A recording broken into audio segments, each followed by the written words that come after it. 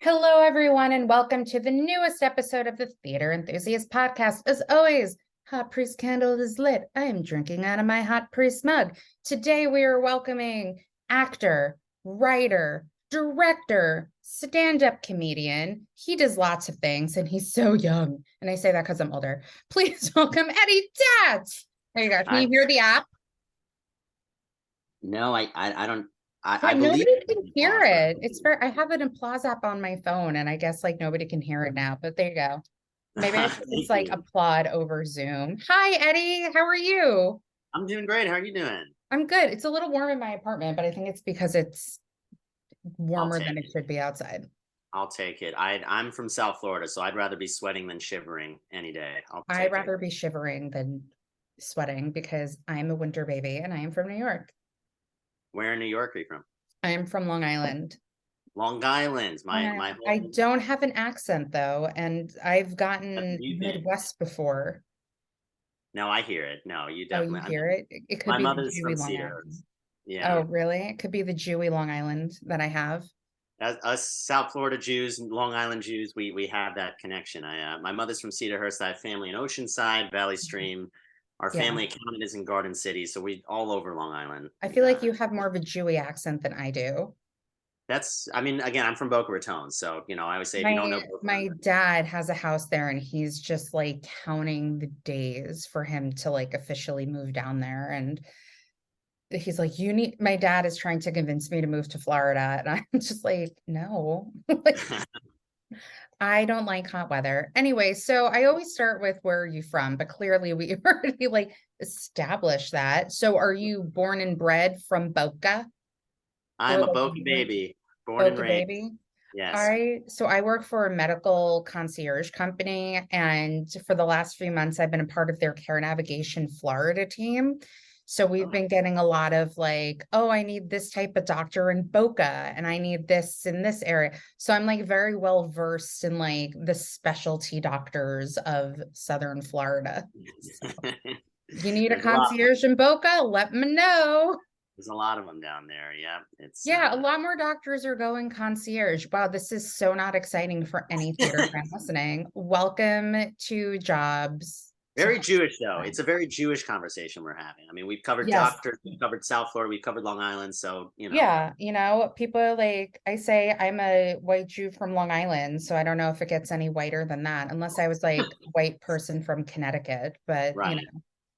if they're more waspy, I guess. Anyway, so what got you into performing? I Well, read I'm that gonna it's because your mother sang you West Side Story. That was my answer. She brainwashed me. Whenever she's upset that I'm not a doctor or lawyer, I say you did this to me because she instead of normal lullaby, she would sing West Side Story songs to me. So before I could even speak, I knew all the words to West Side Story. Did you Um, like do the jump choreography when you're like when you're a jet like coming out of the womb? I was snapping coming out of the womb. Yeah, It was what the doctors were terrified. They were like, "What's going on?" yeah. But yeah, I just I've never had stage fright. I've never. I mean, my mom's mommy and me friends all still playfully tease the fact that like I would always when they'd be like in the circle and mommy and me, I'd be the one like I would just naturally just dance towards the middle when like all the kids were with their moms, and I would just be like dancing and like because I always just loved I don't know the spotlight, the attention. I Yeah. never felt that fear, and I just always loved it. And Well, I think that also helps with stand-up comedy. And I say that because like I personally think I'm hilarious. And I have been asked before if I do stand-up comedy, and I say no. Because I also just don't have like the confidence to like go up on stage and do jokes, but I'm also not one who can write a punchline. I'm just funny as like naturally funny as a person. But my sister, I talked about her on my last podcast too. I have many siblings, but one of them, she got really into comedy when she was in Chicago and she's done like stand up out there and all that stuff. And, I saw like her first like stand up, like a clip of it. And she has like so much confidence going out on that stage. And I think, and we'll talk about it too, because you do stand up, but I think that's also like a large part of it as well. And not a fear of bombing either. yeah, in fact, I'm surprised to hear you say. I mean, I will say that you're acknowledging the truth that being a funny person, being a funny stand up are two very different things. Yeah. Um, but to me, the performance is not the issue. To me, where I need and want to continue to grow as a stand-up is the writing, because Mhm. it's a very specific type of writing, very different than theater writing, which I've done comedic theater writing. I've done sketch writing, but stand-up writing, that is the thing, because I've been performing, in comedic musicals plays since I was 10 years old. So, uh, the performance, the timing, the execution is not the issue. It's that stand-up writing is tough. So it's coming from the theater background. I definitely think that gave me a leg up. But in Yeah. some ways a disadvantage, because I naturally write in a much more theatrical, not so much the like rapid fire jokes, but more Mhm. kind of the like build up, build up, build up, boom joke, Mhm. which I've had people give me feedback that like, hey, don't get rid of any of your material. It's Mhm. great in like an hour long Netflix special, but in a Mhm. tight five, Yeah. you need to be more rapid fire, which is, in Yeah. my opinion, not how theater is, and not how I Mhm. write theater. So that in some ways it's an advantage, but in some ways I need to like break out of my theater, take Yeah. off the theater cap to put on the stand-up cap. Yeah. Well, let's talk about stand up then, since we're already on Okay. this topic. So, what got you into wanting to do stand up? As much as, I mean, I always say acting is my first, my last, my everything, but I mean, stand up, it's been a dream of mine almost as long really as theater and acting has been. I mean, I remember having like a notebook of just bullet points in fifth grade that I performed for my mom one night late at night. We were just both up and talking about it, and I just started performing for her. And like she didn't laugh, but she just kind of stood there, and she sat there and just like smiled, and I was like, so is none of this funny? She was like, no, I'm enjoying it, but it's not funny, but like you're enjoyable to watch. But Well, I like, will say the thing about that quickly is that sometimes it's hard. And I say this because it just like brought me back to a memory I had in college for like our acting senior showcase. And this one guy who was like one of my mortal enemies, him and his wife. It's a long story. wait, they're Um, both your enemies, or oh just your yes, enemies? they're my male and female Baltimore, and ironically, they're married to each other. They were just like not the nicest to me in college. So just Messed up. we're not getting into it. It's been Okay. many years and people are like, you need to get over it. But some wounds are deep. Um, he like wrote this monologue or he wrote some like an original piece and people in the class are laughing. And I was just sitting there, I'm like, very good. And the teacher was saying that, these people are laughing because they know you. Yeah. If you brought this into, a showcase or, something, that doesn't necessarily mean it's going to work. And that was also like another thing, like, again, another flashback to college. That was only 5 years ago. Wink. It was longer.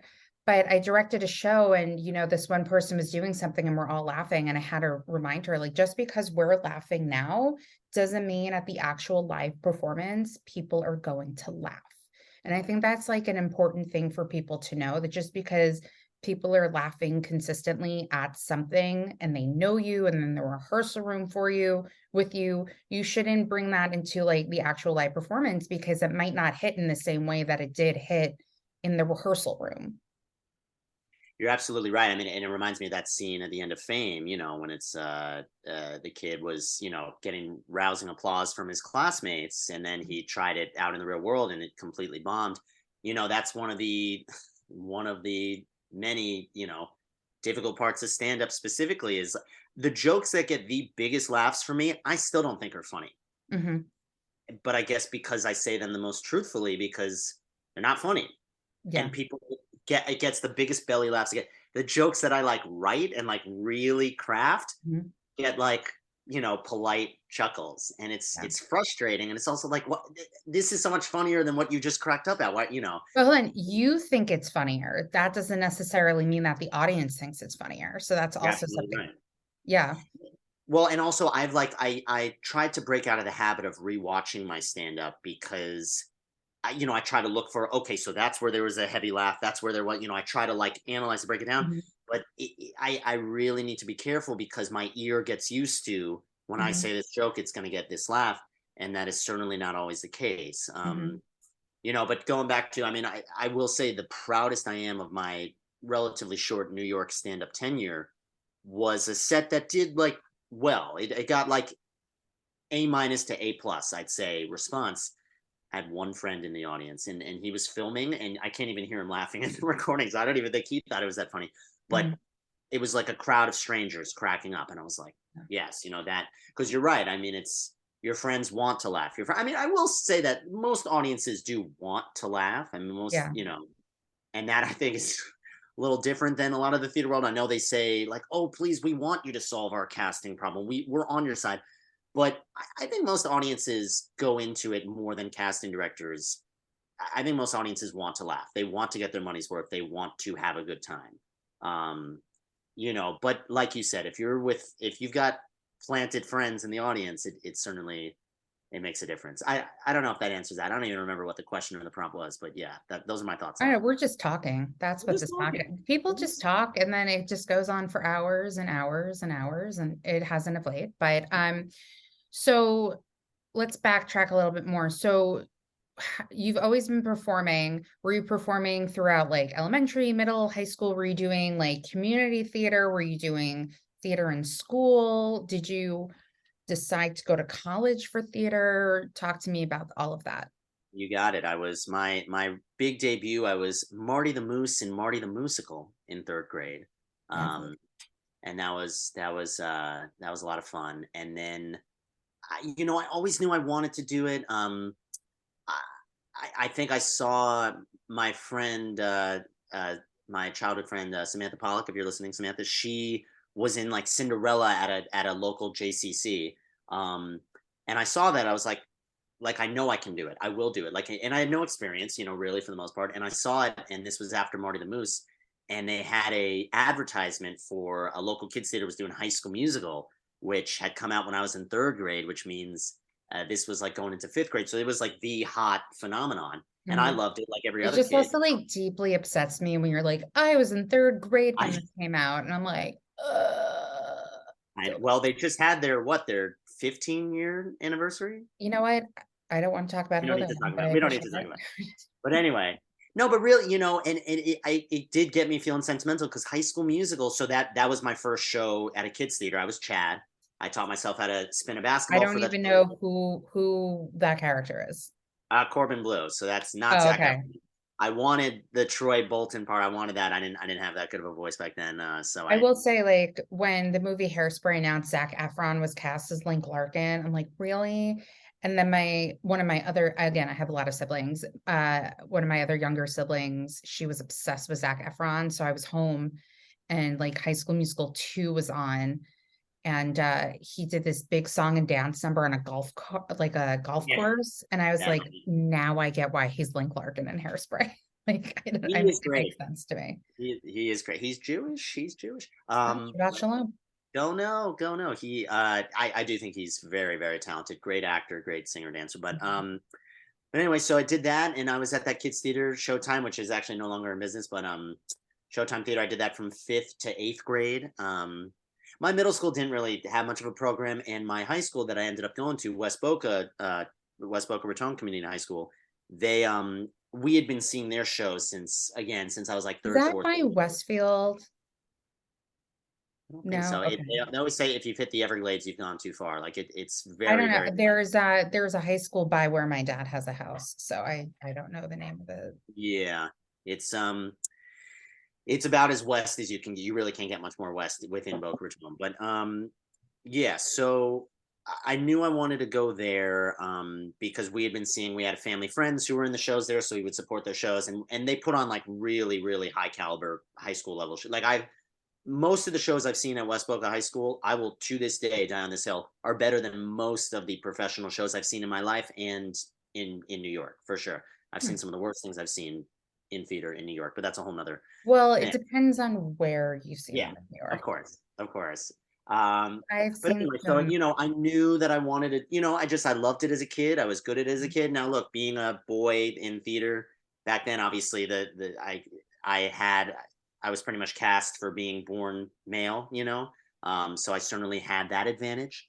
Um, but I also was good, and I had a mother who she did it as a kid, so she always loved it, and she always taught me how to enunciate better, and um so I was good at it. I loved it. I knew I wanted to keep getting better. I knew that I wanted to do it in high school.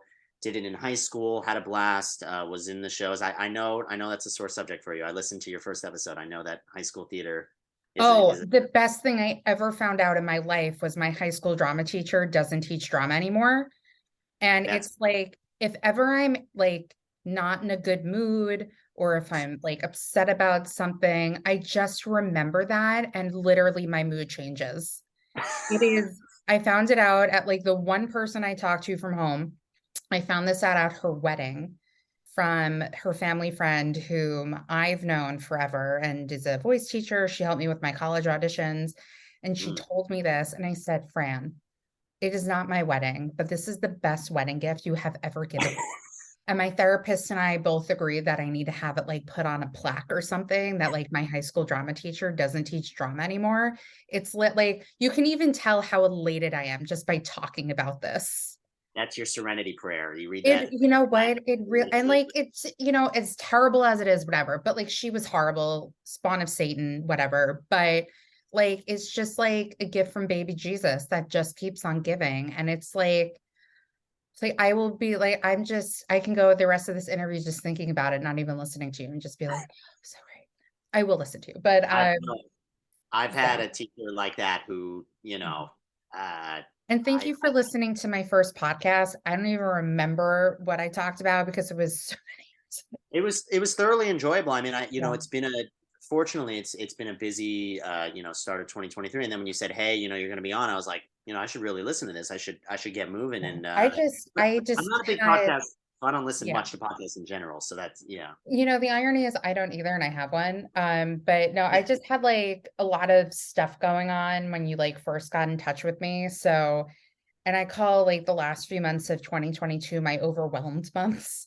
So it just, you know, just any normal human just has like a lot going on with life. And, you Yeah. know, we're here now and that's what's important. So Oh you knew yeah. you wanted to pursue a career in theater. So where did you go to school and for college and what made you decide to go to this school? Yeah, so I knew in high school, okay, I want to continue to do this. I'm good at this. I want to keep getting better at it. And it was like give or take high school when it really solidified, like, yeah, I want to do this professionally. This is what I Mm. will be doing. So most people in South Florida, a lot of people do Florida prepaid. I don't know if you know what that is, but you get your parents pay what it cost you as a baby. So my mom paid like $2,000 Mm. for all 120 credits Oh, of wow. college because she paid it in 1997. And I think there's a payment plan you could do, but whatever it cost in 1997, I get 120 credits when I start school in 2015, pretty much. So it's a good deal. But so I knew I need to go to a Florida public school because we were not doing well financially. I was like, so I'm not going to NYU. I'm not going out of state. So most kids from South Florida apply to University of Florida, Florida State University, which and University of Central Florida. You have to. That's a big rivalry. UF FSU, big rivalry. Um, I worked my butt off in school, took 100,000 APs, all those, just drove myself nuts with academics, just to get as many academic scholarships as I could, just to do what I could to just help my family in the best way I knew how, which was being a student. Um, and so I got into UCF, got into FSU. I auditioned for FSU's BFA, which their program is considered much higher than UF's. I made it past the pre-screen and then didn't get in whatever with FSU. They didn't even look up from the audition. I found it very disrespectful. It was very like I didn't even know when to start. Like I entered and I was like, okay, I guess I Do you start. find She that didn't even though? look. Do people, when you go on auditions now, do people look up or is it the same thing? For the most part, yeah. I get that. Oh, I just want to listen to the, what, but it just give me the courtesy of even looking me when I first enter the room, and then when I get going, if you want to Mhm. close your eyes or if you want to listen, fine. But like, it like literally didn't look up as I entered the room, and it's like, you know, I, come on, I'm interviewing you as much as you're interviewing me. Like, is this what it's gonna be? So didn't even look up. I thought I gave a strong audition, didn't get, and you know what? Thank God I didn't, because something I would tell my younger friends that I still tell, you need to go to the school too. Like people think, oh, I need to go to this program and this program, but you need to be comfortable on campus too. You can't just be a theater major. Like I used to say, so I did end up going to UF. Like I'm not a theater major. I'm a Gator who happens to study theater and happens to be on an intramural basketball team and is working with the Gift of Life Marrow Registry to fight blood cancer and this and that and that and this. Because if you barricade yourself in the theater building, no matter how good the program is, it's just not healthy for you as a person or an artist. But anyway, so I went to UF.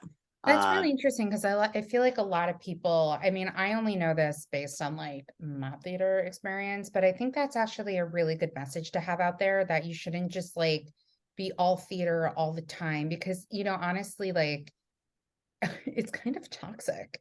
And I say this as somebody who's been out of college for many years and the summer I graduated college, I was interning at an advertising agency, and I realized it was the first time I did in many years where I wasn't thinking about my weight constantly. Mm. And I did have a podcast with this off Broadway show I saw called Mac Bitches, which was so good, and it was about these It's a good title. girls, yeah, and they're in college and the cast list for Macbeth just came out, and I was telling one of the actors and the director who came out to my podcast, like it just brought me back to when I was in college and like all of the stuff that these people in college go through, because when you think it's like the most important thing when you're in this department and all these performances and all this and all that. And it's like, yes, it is at that time, but you also had to like remind yourself, hopefully, um, it's not always going to be like that. I mean, you got out in the real world, like it's so different. I'm with you there. I mean, and maybe this was all, I came to that realization as a coping mechanism because as well as I did in high school, became the president of the drum, was the star of all the shows, complete opposite in college. I always say they friend zoned me at UF. They love me as a person, Mhm. just didn't see me that way. And it sounds like you had maybe some more luck, but similar situation, which is funny enough. Most of the people I talked to in New York who are working and grinding, like same exact story. It's like, oh, the faculty never cast me. They never called me back. I'm doing better. And this is no disrespect to anyone who was in my class or anything. I'm doing better, just like career wise. And I'm not doing great, but better than like any of the people who were cast over me left and right. Because I think the faculty did them more of a disservice than me because something I realized I know how to be in shows. I'm not in college to be in shows. Of course, I want to be in shows. You like the resume, booze, whatever. I'm here for the training. And Mhm. so you don't want to cast me. Eventually, I realized, fine. Like going into college, like we talked, it's like you think, oh, this is the end all be all. It's not. Mhm. You're there for the technique. You're there for the training, the things you can't really learn in high school and kids theater. Mhm. For the kids, for the college kids who are being handed roles, even though they didn't have the talent, they didn't have the work ethic, now they're in the real world, and it's like that's not how the real world works. And Mhm. so I was used to scraping the bottom of the barrel, which made me scrappier, which made me more think outside the box, whereas they never had to develop those skills. And now Mhm. it's, I don't want to say too late, but so anyway, I mean, Do long you story short. take acting classes still, or are you training, or what are you doing now to like hone your craft, I guess you could say? Are you doing anything? That's a great question. So I do take vocal lessons. I don't take acting lessons because money is the main issue. It's also, I mean, my career goal, my life goal, when I can afford to no longer work with my survival job, and it's a great survival job, but when I can, and my job, I'm just a artist, and that's that. Mhm. I dream of just, taking dance classes, vocal classes, acting classes, writing classes, like during the day, and then performing at night, doing, performing, Broadway, off Broadway, doing stand up, things like that, and just constantly building on my craft. Until then, I'm getting vocal lessons because I have a good voice. I don't have a good enough voice to compete with the New York City singers in ways that I think it will and would cost me jobs in the musical theater world. I think my acting is good enough. Certainly have 100,000 things I want and need to learn in the acting craft. I don't think it's keeping me from jobs, to be quite honest. I don't think that I submit any acting auditions or I go into acting auditions. They're like, if he was only that much better of an actor, we'd cast him. Whereas singing, I do think that's the case. Singing, I think they're like, he's got a good voice, but not a good enough voice. So Mhm. it's kind of just a prioritizing where I can. If I had all the money in the world, absolutely would. But I'm like, you know what? I'm barely keeping my mouth and nose above water. I gotta prioritize. I, you know, I don't say to sound cocky. I think I'm a strong enough actor that I don't need to take professional classes. So okay, how do I work on my craft? Um, you know, Listening to my podcast and getting other people's insight. And listening. what Oh, they did with their careers. yes, listening to podcasts such as this, such as I do love the Producer's Perspective by Ken Davenport. Not to push other ones, but I do listen to a few theater podcasts. Um, I watch a lot of TV, but not as a couch potato. Like I truly analyze and like I feel like that's part of our homework. You Have you know. ever watched Inside the Actors Studio? No, I did just audition for the Actors Studio. They didn't take me. But It's so sad because like you can't find the episodes anywhere. And really, some of them were just like really interesting and informative. And I also say this as somebody who worked a lot of them because they brought the Actors Studio to Pace University where I went to college. And I cool. worked at the theater as an usher where they filmed it. So I got the, they needed seat fillers and or if you just wanted to watch the show, you could. So I've seen a lot of Inside the Actors Studios, and it's just a shame that like you can't really find the episodes or anything anywhere.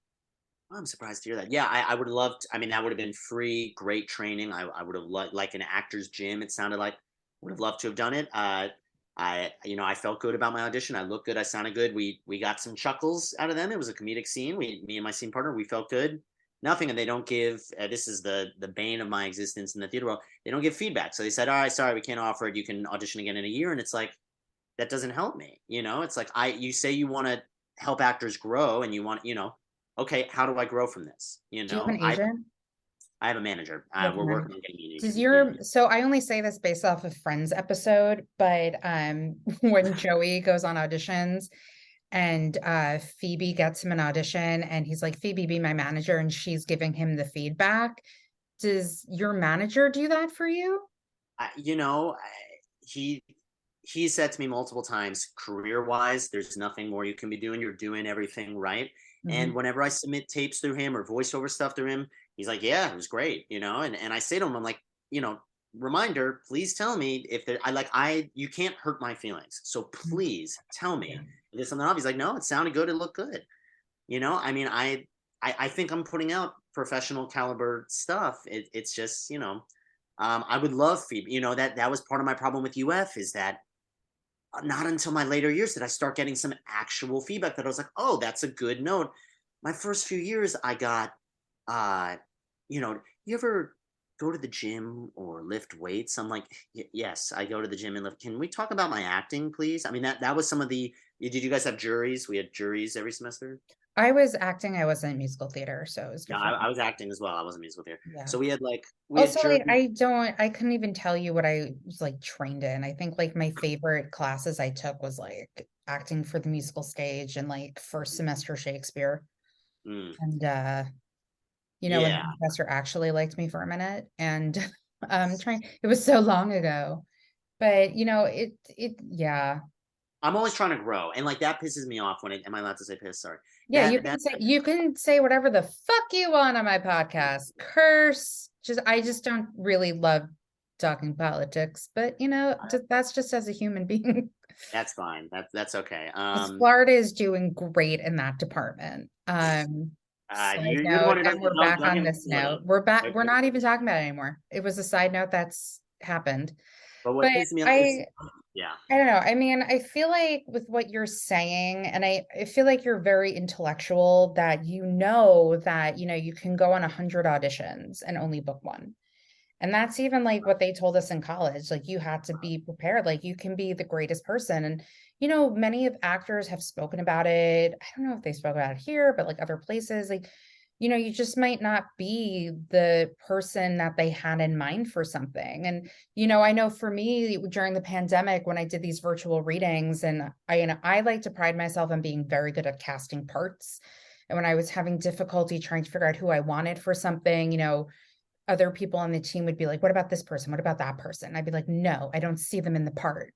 It doesn't mean that they're not a wonderful performer. It's just for me as a person directing this piece, I just didn't picture them in the role. And you have so many different versions of like the same thing. You have Sweeney Todd, like, another 20 years from now, you can have like a different type of person playing Sweeney because it's a different director. yeah, yeah. You're right. And that's part of I'm learning with life and with Mhm. casting is like, you know what, put your heart into it, and then once it's done, on to the next. And Because it's also here's the other thing too that people like professional people talk. I was just watching The Hang with Camille oh God, what's his face? Ramin Karmalou and Andrew Kober, who I fucking adore and love Andrew the Kober. hang. What is that? What is that? It's a podcast they did. I don't know, they had a video and just like I just want like an entire like 3 hours of them interacting. I should probably tell Kober that. Um and he's Cobra's been a guest on my show and I worked with him during the pandemic, so I feel like I'm allowed to call him Kober. Um but he was, talking about how auditions and how he wanted to audition for Sweeney Todd. And they're like, no. And he was like, ask them again nicely. And they're like, all right, fine, put something on tape. And I did. And they said no. But he was also talking about what it's like for actors now to do self tapes. And, you have to be the lighting director, you have to be the this, you have to be the that. And then if it's a musical audition, you have to be the sound engineer. And he was also saying how he prefers in-person auditions because it's all about how you are as a person in the room. He's like, you could be singing for 2 minutes, but like the other however many minutes of that audition is like you're interacting with people in the room.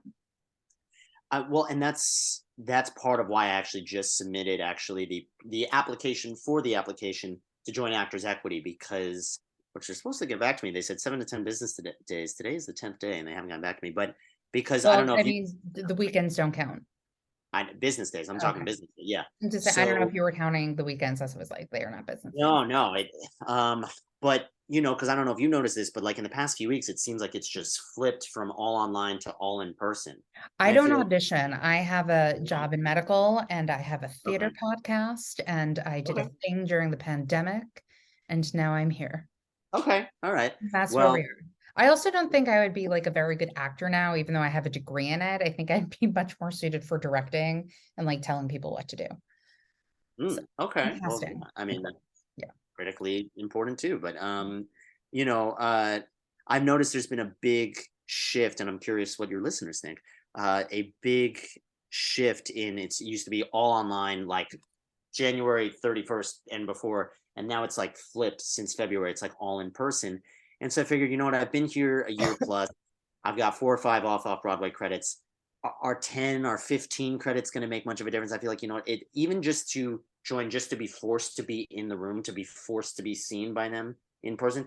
Because before, when it was all online, it's like, yeah, they would have to view my videos, but it's like, what good is that going to do? But like you said, being in the room, getting to kibitz with them, getting to talk with them, I think that makes all the difference. And the Zoom auditions I've had that I did the best on were where I actually messed up, which like I'm very like I'm always Mr. Memorized. I messed up like a Book of Mormon song, which I've loved Book of Mormon for, the decade plus it's been out. But they saw so much more of Eddie in that 2 seconds of me joking about messing up, that they got much more of a reaction from that because they saw Eddie and not Eddie the performer, but Eddie the person.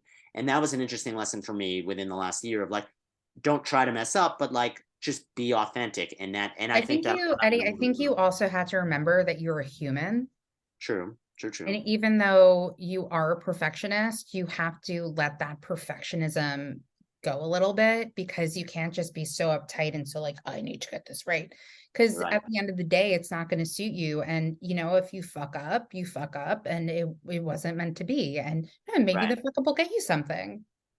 And that's what I'm saying is that having that mentality of like not like, oh fuck, but just like I was like, I can't believe I just messed up Book of Mormon. I even sang it like to the tune. I was like, instead of I was singing Turn It Off, and it was like, um, I can't believe I just messed up the word, something like that. And they laughed more from that than the actual song. So yeah, I'm with you there. That just if you're gonna fuck up, allow it, Mhm. enjoy it. Yeah. You know. And just go with the flow. Like you fuck up, like I fucked up in this moment, but I'm gonna continue singing, and here's the rest of the song. Yes, exactly. See, Yeah. yes. That's not my legit voice, guys. You can find it on places, me singing. Ugh. I have Well, like that's what I PTSD want from to the know. last time I sang in person. Anyway, so Mm.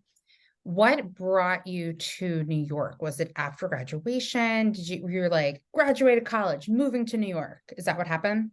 Great question. So I graduated with the BFA May 2019, And then a lot of the theater and dance students will do, there's a Master of Science in Management program. It's super quick. You can start as an undergrad. So for one more semester of school, I would get a business master's. So it just seemed like, not as a fallback, not as a backup plan, it just seemed like a really, besides wanting to get out of the theater building, so I knew, okay, I'd be taking some business classes instead of like all theater. I graduated May 2019 with the undergrad, December 2019 with the grad. So I was like, for one more semester to have a whole nother, and business is such a, you can apply to anything. I was like, it feels like a good investment. And thank God I did, because my friends who graduated with me May 2019 moved to New York City June, July 2019, had the rug pulled out from under them March 2020. I graduated December 2019. I was planning on moving home anyway because I didn't want to go from undergrad to grad right to, I Mhm. wanted to spend some time with my mom and sister at home. I wanted to see some friends.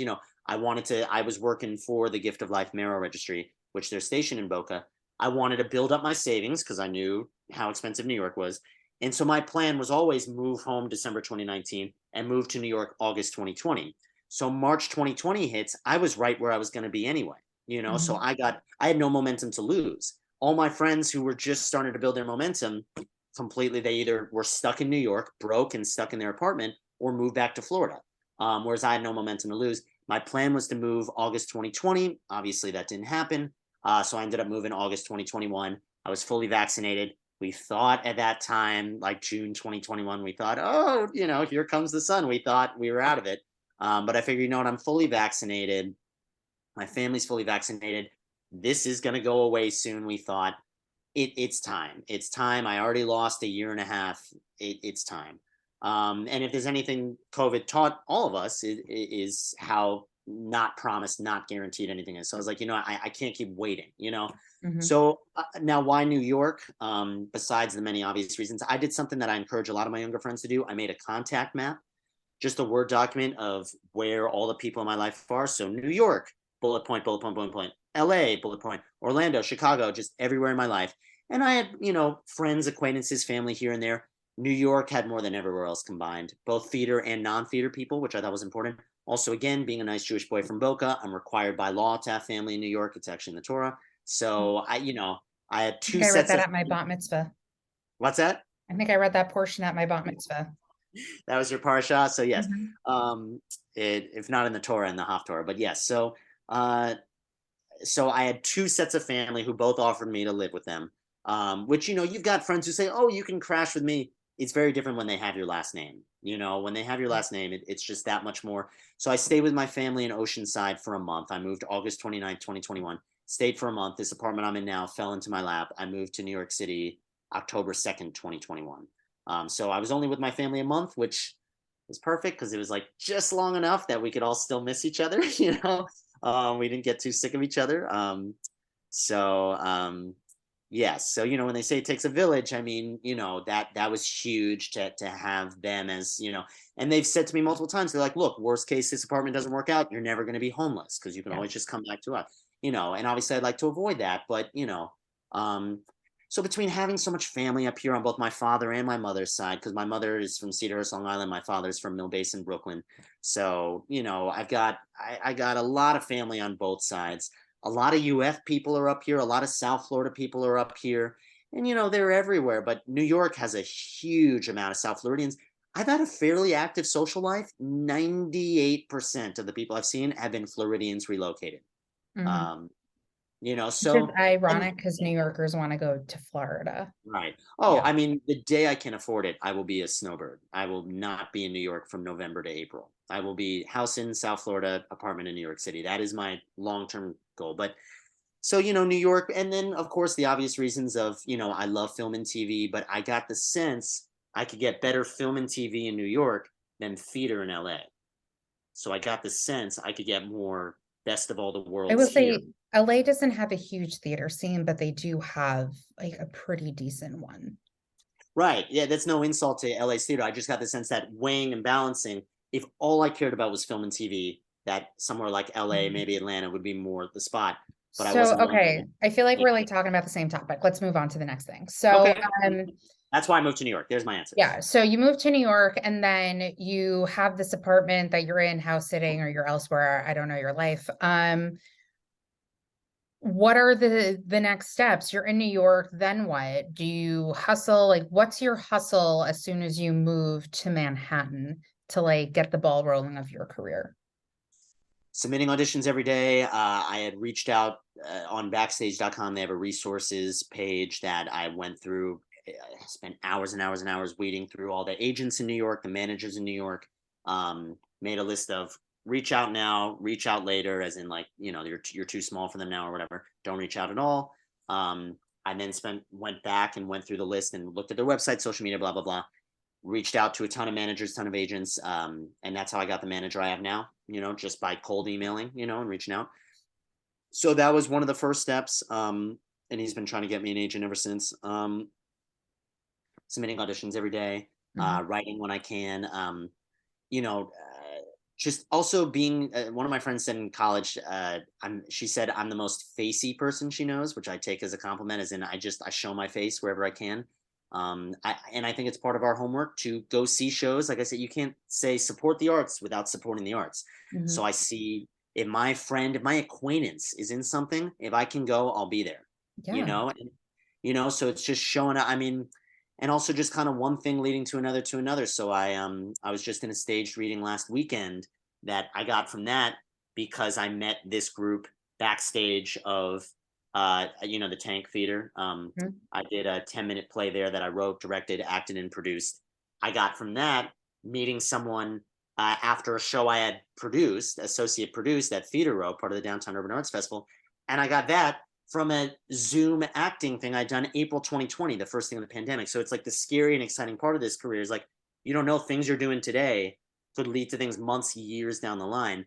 So Mhm. it's just maintaining connections, maintaining relationships, but not in a phony way. Like the person that gave me the producing gig, I would call him just to talk. I wouldn't call me like, hey, you got anything down the pipe? I'd just be like, hey, how are you doing? And we would just talk for like an hour just about life.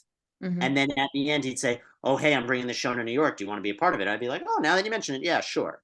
You know, so I think it's networking, but like bad acting is when you're aware someone's acting. Bad writing is when you're aware that it's written. Bad stand up is when it feels like stand up. Bad networking is when you feel like, like I didn't reach out to you because I wanted to network. I reached out because I was like, this sounds fun. This Yeah. sounds really I cool. always feel bad too. I'm like, if I'm reaching out to somebody, like I feel like I don't want them to assume that I'm like reaching out to them for something. Right. I always have that in the back of my mind. There is like one person I kind of did that with, and I feel very Jewish guilt works opposite on me. I end up feeling guilty. Um, That's so funny.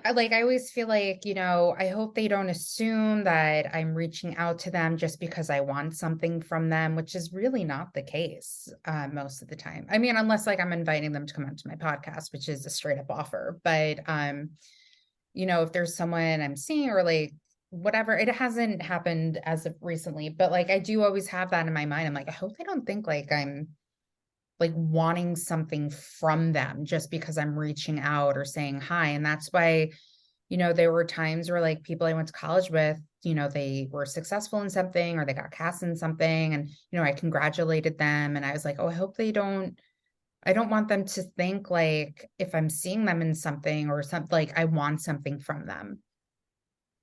Yeah, I mean, I think the way to do that kind of similar to what you're already doing. I mean, what I do is like I texted a friend yesterday who really, really sweet guy. His name's Sam Daniel. He's a model and a screenwriter, which I said to him, I was like, you're probably the only screenwriter who also models and model who also screen. He said, like, in your pools, do you have any overlap? He said, no, I'm the only screenwriter, model, screen. Anyway, you know, he's a damn good screenwriter, a damn good writer. He's probably going to make it as a screenwriter, and he's also like stupid gorgeous. It's like it's annoying. It's like shut He's up, man. You look single. at Damn. he He's also probably like no, way too young for me, which he, is he has a girlfriend. He's not Jewish. He's not Jewish. So as long as my children are Jewish, I don't care. he looks like his ancestors hunted our ancestors. It's he's blonde, blue eyed. Anyway, Yeah. couldn't be sweeter. Anyway, You know what? My you know, brother is blonde hair, blue eyed, and he's a Jew. So they exist in the sure. world. you know, I texted him yesterday because I was getting a costume fitting in the same place that we had done our first background gig together. So I Mhm. just texted him, "Hey man, getting my costume fitting in New Jersey, the same place where we did that. It was an Anne Hathaway film, same place where we did the Anne Hathaway. film. And he actually hasn't texted me back, but I'm sure he will. But like, you know, just because I was thinking of him, and just I texted my with UF, with Florida Players, the student theater organization. We have like our mentor mentee, like big little, Mhm. my grand mentor, my grandma.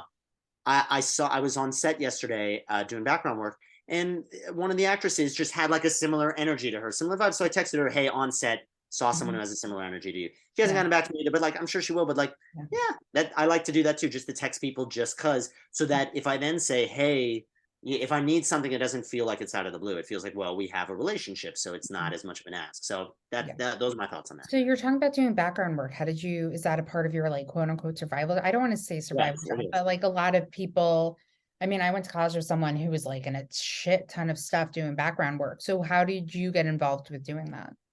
So I got SAG eligible with it, so I'm happy about that. And I can talk more about that later. But now I do it now that I'm already SAG eligible. I'm like not hunting for it anymore, because when I was like hunting for that third and final waiver, I was like, I'll take anything I get. Now I'm like, if I have nothing on the docket and they ask for my availability, then I'm like, look, Lord knows I could use the money. So it's I always say background is the easiest and toughest way to make a buck, because you're literally getting paid to you know, talk to people, meet cool people, eat, and be on set. But you're also being paid to stand around doing nothing for 10 hours, 10, 15 hours. So it's like emotionally exhausting. I mean, my whole body hurts from yesterday just from standing for 10 Mhm. hours. Can you talk about what you were a stand-in for yesterday? So I wasn't a stand. I have done I stand mean, up, but not a stand-in, yeah. background. So this was Raising Canaan. It was Power Book 3. I don't know if you know Power. I think Oh yeah, it's it a star show, I think. Yeah, I think it's on Stars. So this is like a prequel series. So I Mm. was a mall goer. So we was at a mall in actually in Westbury, Long Island. And it was just they were doing some concert in the mall, and I was What listening to. mall? Roosevelt Field? No, it was, I think it's like shut down now, actually. I think they were Oh. saying that yeah, but whatever it is, Because it I was a pretty can't think of mall. what mall in Westbury there is, but Roosevelt Field isn't even in Westbury. So I don't sorry. know. It was a big one, but and the thing I costume fitted yesterday that I texted my friend Sam about, I actually just found out is going to be the Joker sequel, which I know you guys started to talk about on the first podcast, but that's, as a Batman's my favorite. Like, that's really cool. And so I was background on Maisel a couple times. That was a lot of fun. Background on Law and Order. It's a great first year thing to do. I'm now in year 2, so I always say I look forward to the day I never do background again. But it's good supplemental income, because if you do 1 or 2 a month between the COVID tests you get paid for, the costume fitting, the actual shoot, it's like you net a few hundred extra bucks a month. And it for a broke actor like myself, it helps get me from just below water to like mouth and nose just above water. So um yeah, so I do that. Yeah. Do I recommend it for new actors in the city? Absolutely. Again, I look forward to the day I never do it again. It's not career growth. It's great to practice being on set. It's great to just be in that environment, and I'll still take the worst days on set over the best days anywhere else. Um, but it's nice and it's cool. I mean, there was one background I did. I brushed shirts with Donald Glover. So it's cool. Mhm. But it's certainly not where I want to be. I mean, you could do it if you got booked enough. You could do it full time for sure, and you could pay the bills. Especially if you're SAG. SAG gets paid well for that. I'm, I recommend it first year and not beyond. I'm on Grant Wilfley casting. They have like a registry in Central Casting. You put in your availability, or they'll ask for your availability, and that's how they do it.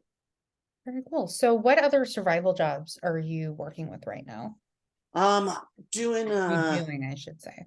Yeah, so I have my survival job immersion. It's I like to call it corporate acting. So it's I think we were talking a little before the podcast. It's I have an Xbox controller and a headset. My friends are like, I still don't understand what you do. It's like leadership development. So I play like an avatar.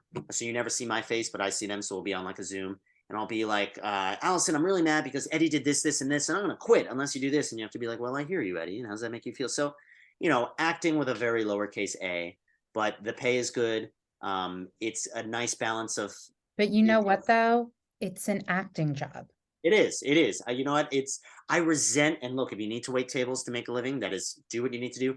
I've always hated oh, you're an actor, have fun waiting tables. Like, fuck you, man. Fuck you. It's just so derogatory. It's so condescending. And I'm going to do everything in my power to never wait tables just because I hate that stereotype so much. If I have to do it, I'll do it. But I just hate that. It is so condescending. And it's so, oh, you're a lawyer. Have fun representing, OJ Simpson. Oh, you don't represent OJ Simpson? Oh, then you're a failure as a lawyer. It's I just, yeah, don't think lawyers get that. And they I don't.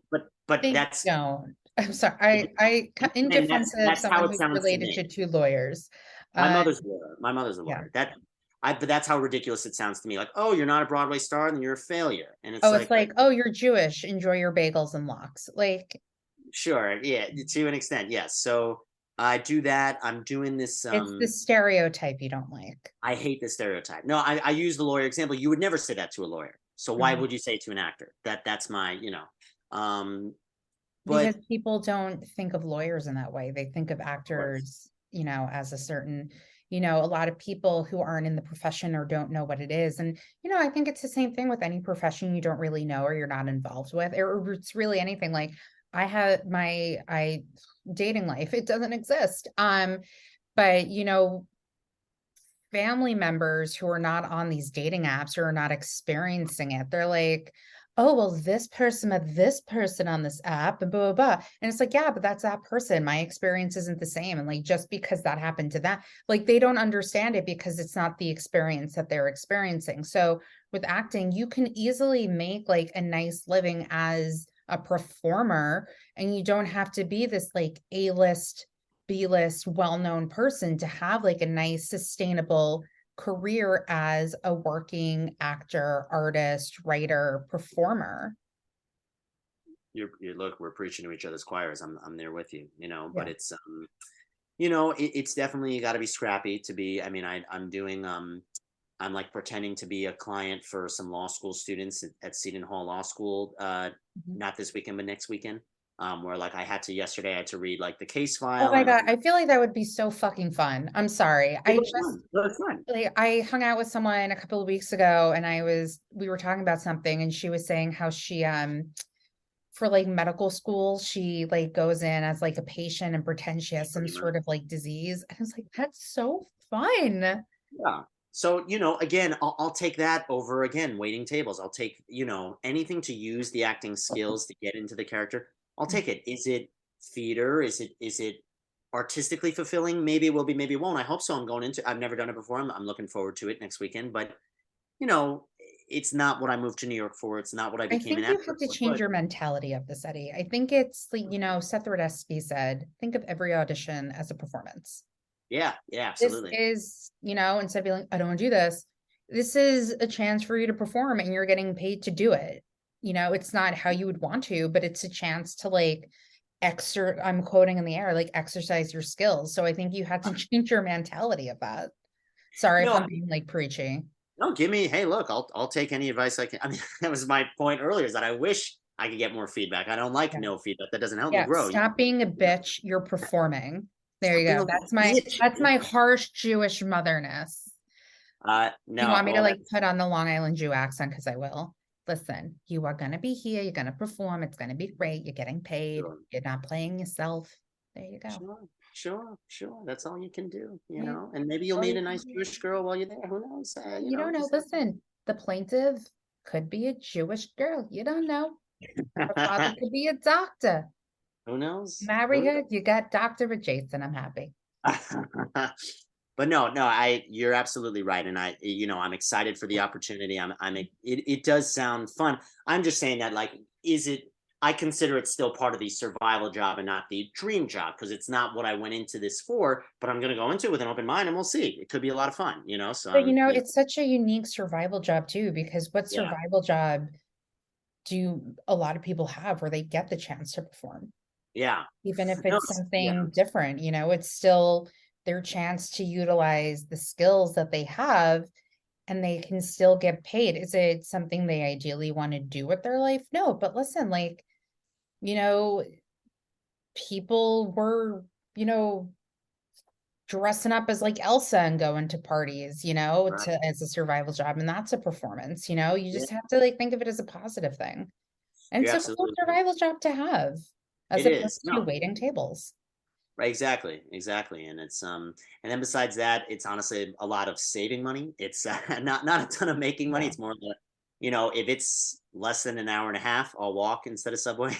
I spend little to nothing on food. I mean, if I told you my total expenses per month, it's disgustingly low. I just don't make that much every month, but I spend for to living in New York City an Mhm. extraordinarily low amount of money. Yeah. Um, I'm living like a survivalist pretty much, which is, it's good skills to have, but that's largely how I've survived, has been the lack of spending. Yeah. I mean, I'm trying not to spend that much either. And Mhm. you know, I think that's really with anything because, I'm not going out every night, going to dinners and like Right. seeing shows. And even now when I see shows, like I'm seeing for some reason I thought Parade was at the Barrymore Theater in my head when I was buying a ticket for it, but I'm literally in like the last row of the mezzanine of that theater. I Mhm. just bought a ticket to see the Thanksgiving play in April and they sent a discount code and I'm still in like the last row of the mezzanine because it was the cheapest ticket. And for me, a lot of these theaters like rear mezz isn't bad. And I'm seeing Sweeney Todd. It was a holiday gift, but I'm still going to be in the room. I'm still going to be in the building seeing the Yeah. show. I just will never, ever. And I even mentioned this to Bill Huck last week. Like, I will not sit rear mezzanine of Studio 54 because the seats up there suck. Oh yeah, I've been in that theater. Yeah, yeah. Yeah. I'm For those honestly, I don't. listening, I'm looking at my mic right now. For those listening, do not sit rear mezzanine of Studio 54. And I say this because my old job before the pandemic was a concierge. It was really a salesperson. Mm, And they really liked me because I'm a theater nerd and they're like, she can sell theater tickets. And when people would ask me about like pricing, I said, listen, rear mez isn't really that bad at this theater. Like I haven't sat rear mez of this theater, but I've had other guests who have, and they said the seats really aren't bad. So, again, you can base it off of that. But again, I haven't sat there, whatever. But I told them, I said, I will never sell you rear mezzanine tickets of Studio 54. And I told mm. that to guests. I'm like, I'm happily sell you rear mez, but at this theater, I will not let you sit there. Like, even if it's cheaper, I'm not selling you that ticket. Well, that's Sorry. they And trust I me that think much to people work with them. appreciated that too. Yeah, So, you're talking to them like they're people and not like their numbers, which that's yeah. yeah. And listen, at the end of the day, I'm like, if they buy the ticket, they buy the ticket. Like we charge so much money because of service fees anyway. And then people would be like, oh, well, I'm going to go over here and get the ticket. I'm like, all right, like live your life. Cause there's so many ways of getting theater tickets. I also don't actively pursue theater tickets besides the fact I'm trying to save money.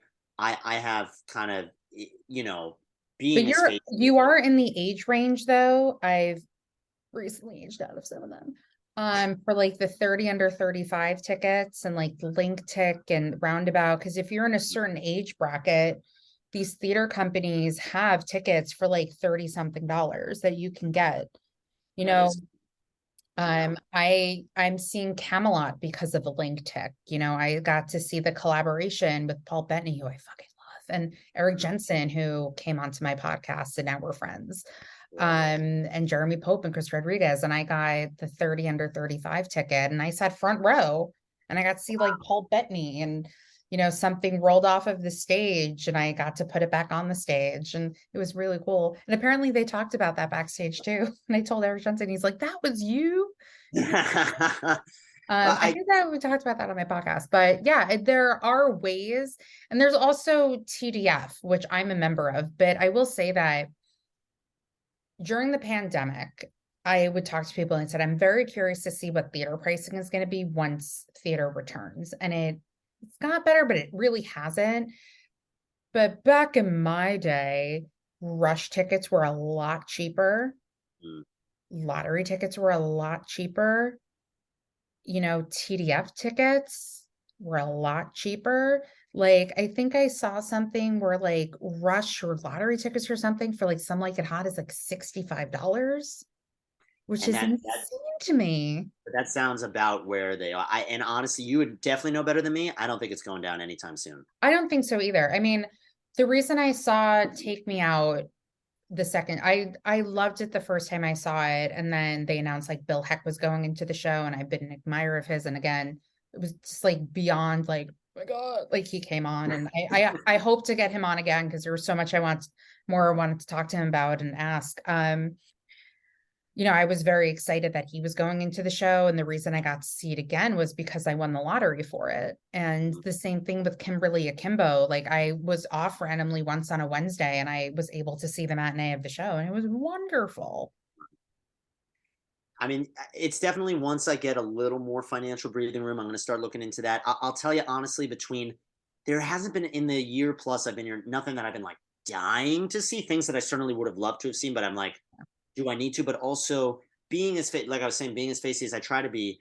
I mean, like next week, I'm seeing like supporting friends in like 4 different shows. So I'll be seeing, none of them will be Broadway, none of them will be off Yeah. Broadway, but like I'll be seeing a theater performance like 4 times next week. So I'm like, But I think you you know, should look into like Link Tick and the yeah, Roundabout and all that, because again, like even if you don't utilize the program like for that particular show, you'll have it for like 10 years just at to be this aware. point for you. Like my link tick expires, I think, next year because I think I aged out of it. I mean, I'm aging myself, but I aged out.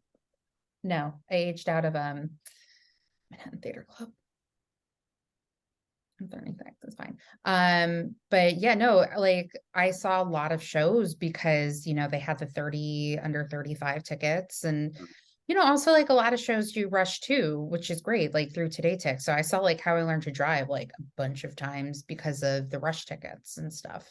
Well, I always say it's like the opposite of airlines, that the closer you get to showtime, the better deal. I mean, my friend Tyler Ellman, who's a playwright and producer in South Florida and a brother of mine, we were just he was visiting Manhattan. We were walking around and we went to the Six box office and we said, "Hey, what do you got for us?" They said second row, $49 seats, partial view in that we Yeah. missed a little bit of the onstage band, but Mm. second row, Yeah. $49 seats is the best thing I've seen since I moved to. I mean, it was Yeah. such a blast. We spent 49 bucks, you know what I mean? Like that's, but it's because we went like an hour and a half before Yeah. showtime and we were I very will eclectic. say the last time I saw Almost Famous, a friend of mine made their Broadway debut in the show, and they were going on for Jeff Beebe, and it was their second night. And my friend and I were like, we need to see them in the Mm, show. So I went, and we got like third row center orchestra for like 79 each.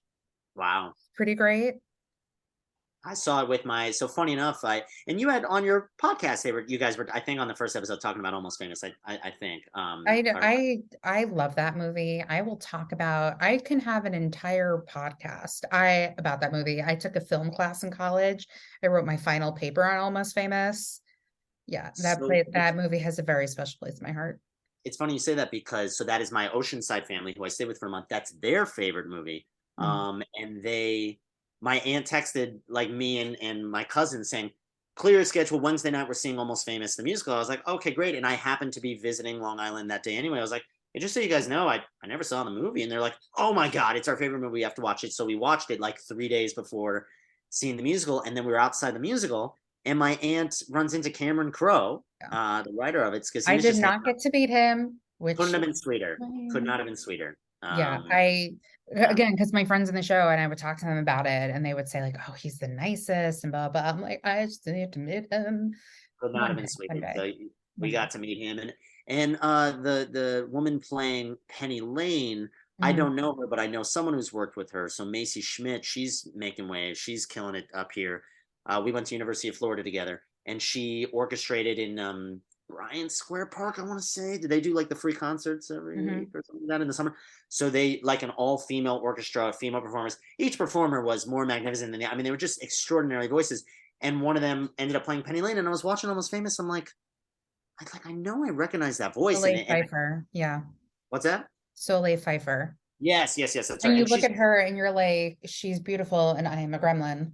But yeah, has no, such a killer voice. So yeah, yeah, so I don't know her, but I know someone who has worked with her. But yeah, so that's my name drop there with Almost Famous. But yeah, yeah.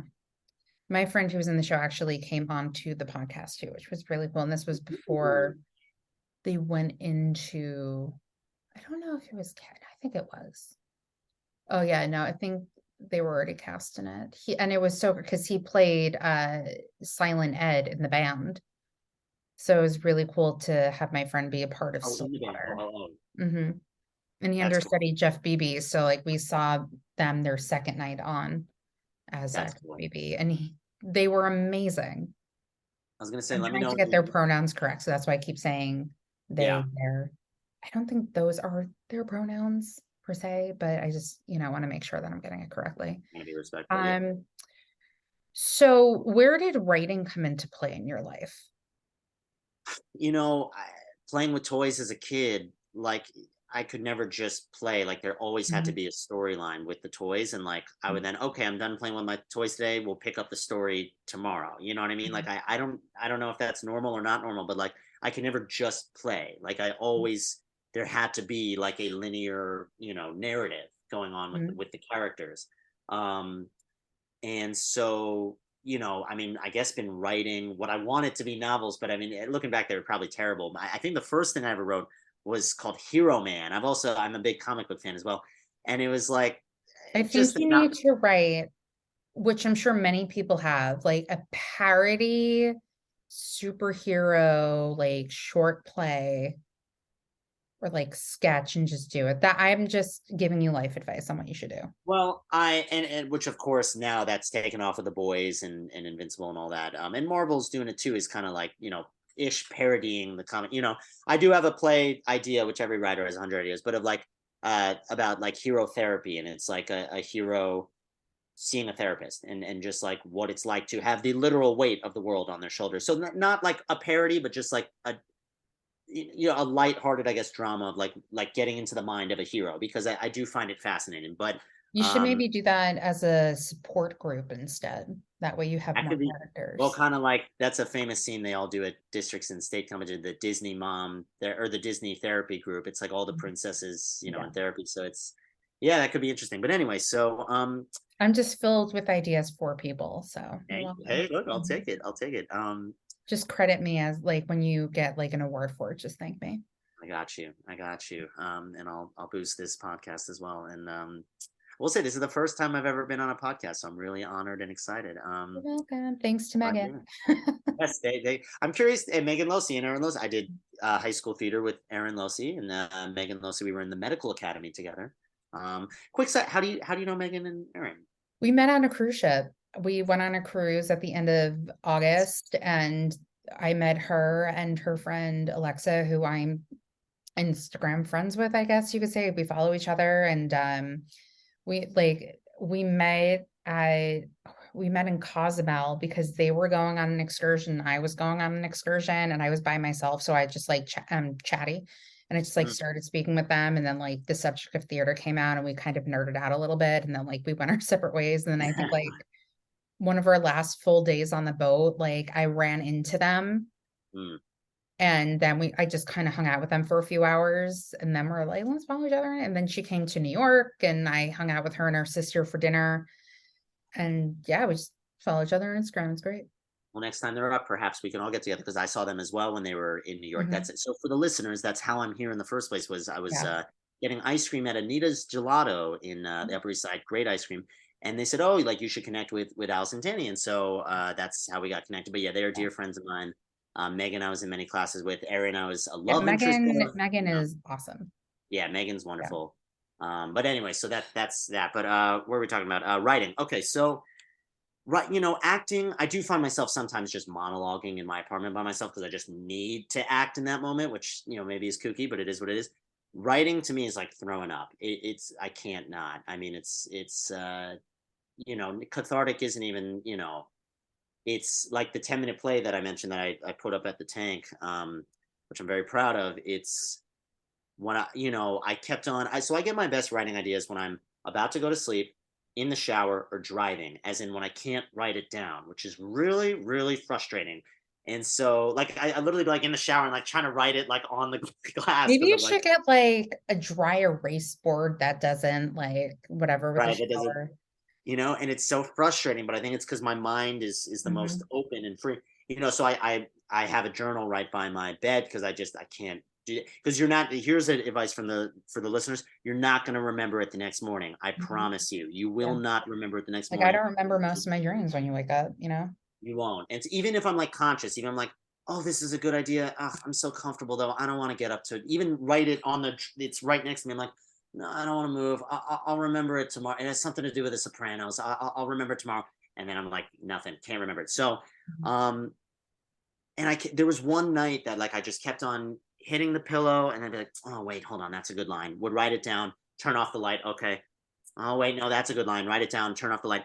Eventually, I was just like, screw it. And in my home in Boca, I don't have like a desk, so I was just like on like a high bookshelf, just like frantically like a madman. And my little sister came home late that night, and she just like walked past my room, and she was like, "What are you doing?" I was like, Shut up, shut up, shut up," like a mad scientist, because it was like thrown up. And like, I'm not super religious. I always say I'm very culturally Jewish. I'm not very religious.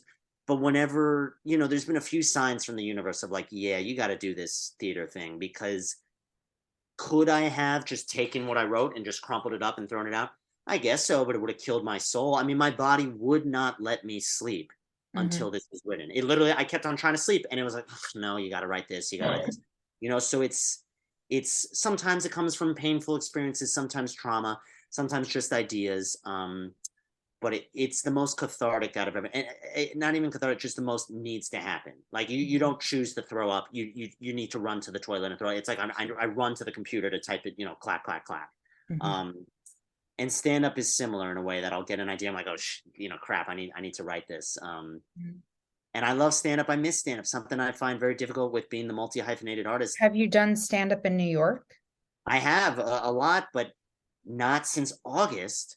But it's because I was in two theater productions in October, was home on and off November, December for the holidays. What have been a part of two or three productions since 2023 theater. So the theater box is going pretty well the past 6 months, but no time for I've been writing a lot of stand up, but no time to go to open mics, no time to perform. And it's heartbreaking. I saw my first show at the Comedy Cellar, and I was like, I miss this. I miss this. Well, But you guess know, what? You can do something tonight. You're right. You're right. I can. I can. So you know, it's all the opportunity cost to do something, cost something else. It's just you got to make the most of the time. And but I do love stand up. I'm looking forward to 2023 getting back into it. And just, I'm very like, Dimitri Martin, the stand up comedian. Mhm. So he's great, but he's the king of like the bullet points. He's the king of like the one liners. That's not how I roll. I'm much more, like I said, from the theater background, much more like paragraph Well, form when I it's interesting because when my sister was first getting into stand up and we had like a conversation about this, and she's like, stand up, and I said, and I, like I said to you, people have asked if I've done stand up before because I think I'm pretty funny. And, some people have I asked agree. me because they thought I was funny. Um, but I said, I can't write jokes. Like, I'm not funny like that. And I said, if you look at all these different comedians, they all have different styles of doing jokes. Like Kathy Griffin tells stories, other people like tell stories of their lives, but it's like little bullet points, or they'll make a joke with something. And, every writer is different. So just because, Dimitri Martin writes that way doesn't mean that you, Eddie Datz, is going to write the same way. You can admire Right. his work, but you shouldn't aspire to do that because you're a different person. You're absolutely right. Yeah, absolutely. And so I'm finding my persona is, and that's big with stand up. What is your persona? So my persona seems to be nice guy who can't catch a break. And it seems to work best in like like the theme, like there will be a general theme in what I'm saying. So, and that's how I broke up so my comedy Word document that I have. And something I also recommend, I made like a table of contents. Cause if you just have like, cause I've got like 150 pages I'm of telling you, bullet your business degree has come in super handy for you with all of these, like, I made a chart and then I made like an inspiration board and then I made, a diagram. It And sounds like it. I'll tell you the truth. I'm glad I have it because God forbid there's another pandemic, recession, whatever. It's a good thing for survival jobs. I could tell you but you two know what things. it is too? I didn't learn much from it. Your career is also a business. It is, yeah, show business, entertainment So industry. there's no Yeah, business like show business. Like, you're right. your career is a performer, and that's a type of business. When the Nepo baby conversation came out, Tom Hanks is like, it's kind of like a family business. So, like, Yeah, the acting career that you have is your type of business. And it's good to you're have right. this background because, you seem very good head on your shoulders. You're still learning, you're all this, you're all that. And the difference between like, even in college, you were like, don't want to be in the theater building the whole time. I want to have other things going on with my life. You're absolutely right. I agree in principle, but just maybe from this master specifically, I learned that in accounting, ACL, the assets have to come out to equal the capital plus liability. That's what I learned. Well, I don't have a degree. I only have a degree in acting and communications. That's what I So, do you have any dream roles or like dream projects you want to work on? um I, would kill to be in Book of Mormon. I can hit like 65% of the notes that Elder Price sings. So when I say dream, that is a dream. I don't think in this lifetime my voice will improve to hit those notes. You can be in the ensemble. You're still in a show. Yeah, but they really love just true tenors, and I'm like a Barra tenor, so I can hit like and turn it off like all the little vignettes they do. I can hit those notes. That is right where my range is money, but whatever it is. So, I'm not going to write myself off for that just yet. But that play that goes wrong, I'm killed to be in that show. I haven't even seen it, but I know that is. Are Would you love to. looking forward to Peter Pan that goes wrong? It's the same people as the play that goes wrong, and I'm looking forward to that. I I've just even their playbill was fucking brilliant, and their advertisements for brilliant. Well, one of my closest friends, he again like a brother to me. His name's Troy Burt. He's a novelist. He's not a he's performed in theater, but he's not a theater artist. He said he saw it in London. He said it is Peter Pan Goes Wrong. It is the funniest thing I've ever seen in my entire life. So I'm just, I love dramatic writing. I'm a strong dramatic acting. I love. I'm a strong dramatic actor, but like comedic acting is like blindfold me, both hands, both feet tied behind my back, wake me up in the middle of the night. I could still do it easy. You know what I mean? Like that's where I just feel the most comfortable. So yeah, I would kill that. I mean, a lot of these I played in kids theater, but like Mark and Rent, Seymour and Little Shop, Eugene and Brighton Beach Memoirs, my favorite play of all time, Brighton Beach. Fiyero and Wicked can't hit most of those notes. Pippin and Pippin can't hit most of those notes. Um, you know, Dr. Frankenstein and Young Frankenstein, I played my junior year of high school. That was a blast. Leo Bloom and Producers, that's on my hit list. And some of these are just, they're going to stay dreams, and some of them aren't. I mean, some of them I can and I will do some of them, but some of them are attainable. So, and Neil Simon's my favorite playwright. I want to be in somehow, some way, every play that Neil Simon has ever written. So that's, even if it's directing, if it's producing, if it's acting in it, I think he writes plays the way they should be written. So, yeah. What are your top going theater experiences that you've had? Top going theater experiences. First that comes to mind when I saw Little Shop of Horrors at West Boca High School in 5th grade. It was just, I mean, pretty damn near perfect. The guy who played Seymour was just awesome. The guy who played the dentist, family friend of ours, because his father is a dentist, and he's our family dentist. The Yanover family. I always credit them with getting me started with high school theater, because we were supporting them and their family, and his older sister Ashley, who was also in it. Cool. I don't know if this is theater going, but I'm going to cheat and say theater related experience. So this guy's name was Jess, who played Seymour. I was in 5th grade, so I was 10. 6 years later, I'm playing Dr. Frankenstein and Young Frankenstein. Best show I've ever been in still.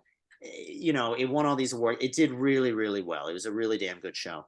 He came back to see it, and it was just really cool that like my idol, that he came back to see me as the star. So that was really neat. Trying to think what else. The first Broadway show I ever saw was Beautiful, Carole King musical in 2018. And my mom got to see it, and she's like a nice Long Island girl. My mom loves Carole King. She came out at the end and surprised the audience, surprised the cast. Oh, And wow. funny to that, I had only ever seen clips of Beautiful at the Tonys or like online, where it was a big event where Carole King would come and surprise them. So my first thought when she came on stage, I was like, oh, that's cool. But yeah, this is what she does. And it took me a second to realize, no, this is like a really wild. So, honestly, most of my favorite ones aren't theater going, but theater performing, which maybe But sounds even theater performances that related. or like Um, theater going, yeah, no, that's the same thing. Like if you top going theater experiences, like if you had an event that was like, oh my God, this is amazing that this happened yeah, while I saw the show, it's the same thing. yeah, yeah. I think about a lot. My mom is my best friend. I mean, we're pretty much the same human being, but I'm male and she's female, and that's pretty much that.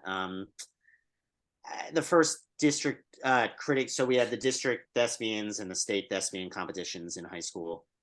We did G Officer Krupke, which I was riff. It was a blast. It was still probably the favorite individual number I've ever been in with some of my closest friends in that. And we got our first Critics' Choice, which is like the next level up, And I Mhm. just remember like running to my mom and like hugging her and like because she really helped us choreograph it and direct it and stuff. And Mhm. that was just a moment I'll never forget. That just and high school was a hard time for me. I was going through a lot with my father, and just it was just a pretty miserable time, honestly, pretty miserable 4 years. And it was like, oh God, just a little bit of happiness. It was uh like a little bit of breath of fresh air before I'm dragged back to the bottom of the ocean. To not sound too dramatic, to not sound too sad, but it was like, oh God, a little bit of happiness, a little bit of light. And I got to share that with my beloved mother. So that was, yeah, if I had to choose anything, maybe that, sharing that moment with her, like we did it, we got the Critics' Choice. And that was Mhm. just so nice. Yeah. Cool. All right. Are you ready for some questions? Ready Eddie eating spaghetti.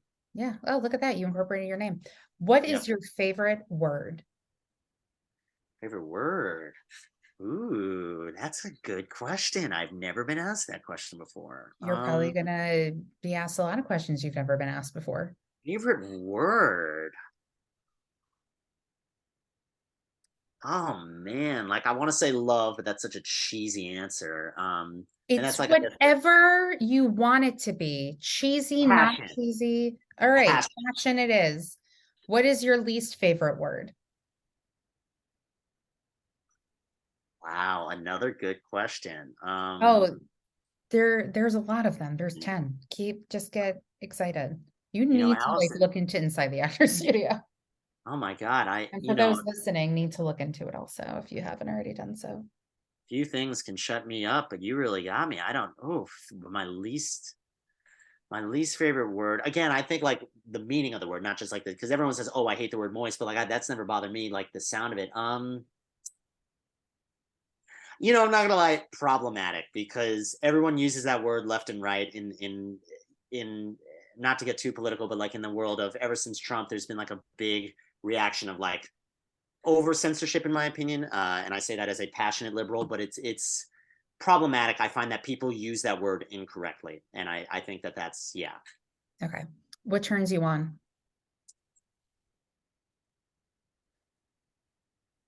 No nonsense. There's so much BS in the world. When someone like you, Allison, you're very no nonsense. I really, uh, I say that in the most platonic way and appropriate way possible. You I turn think me I'm on. also like truthful to a fault sometimes. So, No, but it's better than fake. It's better than yeah. fake. So no nonsense. No nonsense turns me on. Yeah. What turns you off? BS. BS and disrespect. I always say you don't need to respect anyone. You need to treat everyone with respect. You could feel however you want, but you Mhm. need to treat them with respect. What's your favorite curse word? Um, I got this from The Walking Dead. Abraham, the redhead, he's like surrounded by walkers, and he goes, "Mother Dick." So I think "Mother Dick" is my favorite. That's incredible. I don't know if I've heard that. What sound or noise do you love? Sound or noise do I? Oh well, sound. I mean, any Rodgers and Hammerstein music. I've said before, it's like a massage for the soul. It's just like right where the notes need to be. They cracked the formula. So it's like therapeutic to listen to that. So I guess yeah, anything, any like music and of course their lyrics are brilliant too, but like music from Rodgers and Hammerstein. Yeah. What sound or noise do you hate? Uh, my fridge that doesn't shut the hell up, especially when I'm trying to do voiceover, and it just and it's like You have why is to it? like build yourself like a soundproof I do. studio. Oh, I What? do. Oh, okay. What profession other than yours would you like to attempt? I always said if I didn't want to do theater, I would love to have been an algebra one teacher. I think maybe being a control freak. I love the like if you plug this into this, you'll get this. And I always said that if I was an Algebra 1 teacher, I would wear a different tie every day. That would just be Oh. my thing as a teacher because I'm a big tie guy. I love ties. So yeah, Algebra 1 teacher. Sorry, I just took a big sip of water. And it was taking a minute to go down. What sound or noise do you hate? I Oh, forgot wait, about no, you already said that. Sorry, I'm reading the questions wrong. What profession other than yours would you not like to do? I feel like I know the answer to this. I mean, there's a lot. I mean, I was just in my mother, who again I said she's a lawyer. I thought you I were was going to just say a waiter. oh well, yeah, but you know, my mother, she's a lawyer, and I was just at her office in South Florida. It's a beautiful office, and I just walked in. I was like, you know what? I chose the right profession because I would just be miserable. It's just I could do it. Like I hate when they say if you could see yourself doing anything else, do that. It's like I could, we could. Doesn't mean you'd be happy. It's like, of course I could, so could I have been a decent lawyer? Yeah, I just would have been miserable. I really think I would have been miserable. And finally, if Okay. heaven exists, what would you like to hear God say when you arrive at the pearly gates?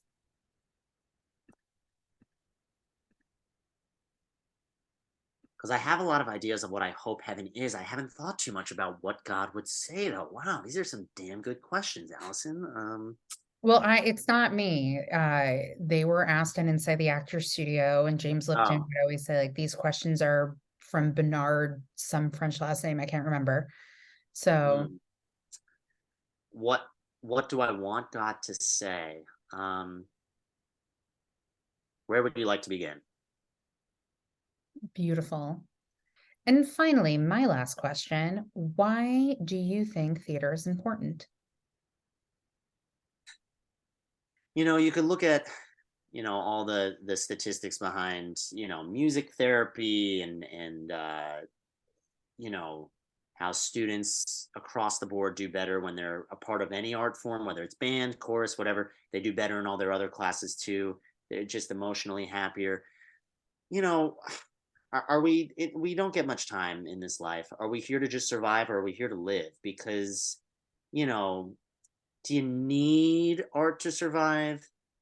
There are some arguments you could say yes, but like, do you need it as much as food, water, shelter? Maybe, maybe not.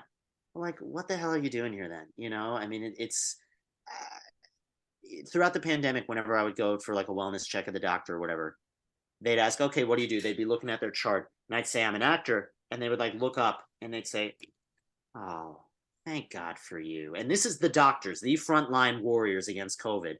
They'd say, they would choke up. They'd be like, oh, thank God for you.